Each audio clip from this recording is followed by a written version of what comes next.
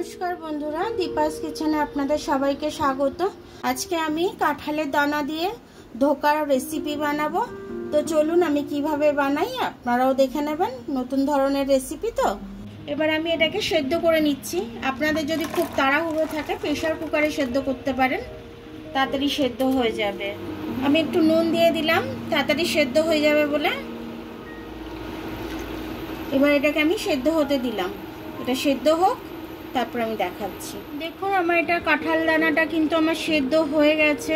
একটা কেটে দেখাচ্ছি, খুব সুন্দরভাবে আমার এটা সেদ্ধ হয়ে গেছে, খুব সুন্দরভাবে সেদ্ধ হয়ে গেছে। এবার আমি এটা নামিয়ে নেব। এবার আমি এটা মিক্সির জারে দেব। আমি একটু ঠান্ডা করে নিয়েছি। আমি 3টে কাঁচা লঙ্কা দিয়ে দিলাম একটু ঝালের জন্য। একটু আদার টুকরো দিয়ে দিচ্ছি। এবার আমি এটা পেস্ট করে নেব।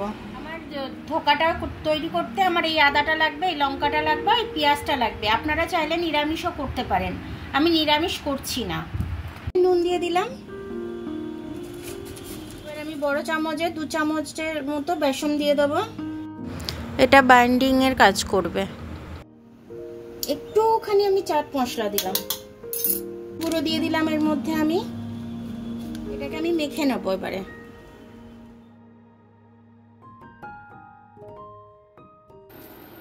একটু চিনি দিয়ে দিলাম আমি স্বাদটা আসার জন্য। একটু গরম মশলা দিয়ে দিলাম, খেতে ভালো লাগবে। আমি খুব ভালোভাবে মিশিয়ে নেবো কাঁঠাল দানাটাকে। এবার এটাকে আমি কড়াই দিয়ে দিলাম। এবার এটাকে আমি ভালো করে ভেজে নেব।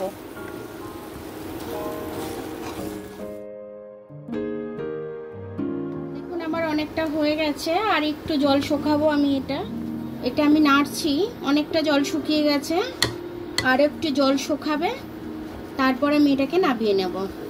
ততক্ষণ একটা থালার মধ্যে আমি তেল গ্রিস করে রাখবো। থালাটার মধ্যে একটু তেল নিয়ে নিলাম।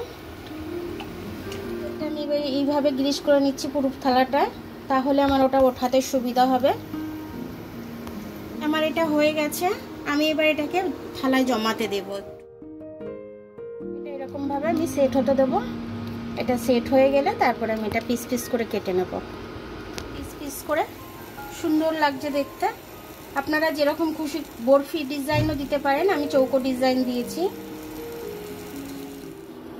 দেখুন এগুলো আমি এবার ভেজে নিচ্ছি।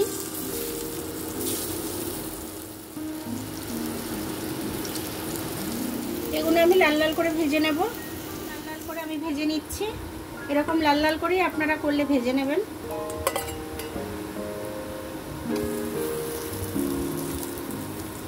ফোড়নে একটা লঙ্কা দিয়ে দিলাম, একটু জিরে দিয়ে দিলাম, গোটা জিরে ফোড়নে। পেঁয়াজগুলো দিয়ে দিলাম। পেঁয়াজটা একটু নরম হয়ে যাওয়া পর্যন্ত ভেজে নেব আমি, খুব লাল করব না। নুন দিয়ে দিচ্ছি, পেঁয়াজটা তাড়াতাড়ি নরম হয়ে যাবে। একটু হিং দিয়ে দিচ্ছি আমি। পেঁয়াজের সাথে হিংটা ভাজা হয়ে যাবে।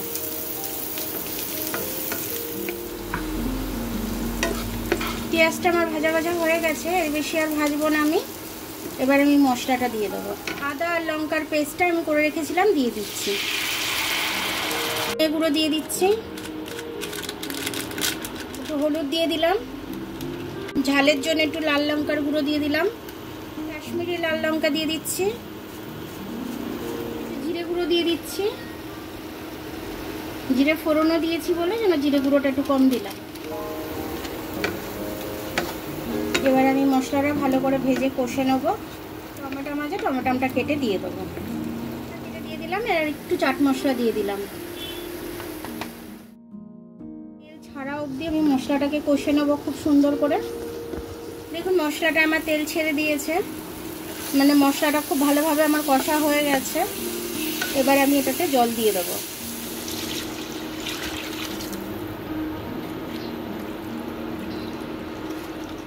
চিনি দিয়ে দিলাম। ঝোলটা একটু ফুটে উঠলে তারপরে আমি বড়াগুলো দিয়ে দেবো, ধোকাগুলো দিয়ে দেবো। ঝোলটা খুব সুন্দরভাবে ফুটে উঠেছে। এবার আমি প্রত্যেকটা দিয়ে দেবো।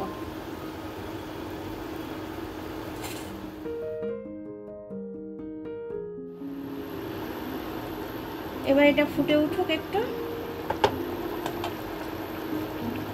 জলটা শুকিয়ে গেছে, যতটা আমি রাখতে চেয়েছিলাম ঠিক ততটাই আছে। আমি এবার একটু গরম মশলা দিয়ে দেবো উপর থেকে। এবার আমি এটাকে নামিয়ে নেব। দেখুন আমার কাঁঠালের দানার ধোকার ডালনাটা খুব সুন্দরভাবে হয়ে গেছে। দেখুন ভাঙিও নেই, কিন্তু গোটা গোটাই আছে। দেখুন একদম প্রত্যেকটা গোটা গোটা আছে। খুব সুন্দর হয়েছে খেতে, কিন্তু খুব সুন্দর হয়েছে। আপনারা একদিন করে খাবেন। এটা কিন্তু নতুন ধরনের একটা আমি বানিয়েছি, তো আপনাদের এটা কিন্তু খুব ভালো লাগবে যদি বানান আপনারা। তো থেকে বড় সবাই কিন্তু হাত চেটে খাবে। এটা পরোটা দিয়ে এবং রুটি দিয়ে এবং ভাত দিয়ে সবটা দিয়েই খুব সুন্দর লাগবে খেতে। তো আপনারা এরকম ভাবে বানাবেন, বানিয়ে আমাকে কমেন্টস করে জানাবেন যে আপনাদের কেমন লাগলো। তো আমার ভিডিওটা দেখার জন্য অনেক অনেক ধন্যবাদ। আমার ভিডিওটা যদি আপনাদের পছন্দ হয় তাহলে লাইক, সাবস্ক্রাইব, বেল আইকনটা একটু টিপে দেবেন। আর যদি ফেসবুক থেকে দেখেন তাহলে লাইক আর ফলোটা একটু করে দেবেন। আবার কাল দেখা হবে নতুন রেসিপির সাথে। ততক্ষণ আপনারা ভালো থাকবেন, আমি আসছি।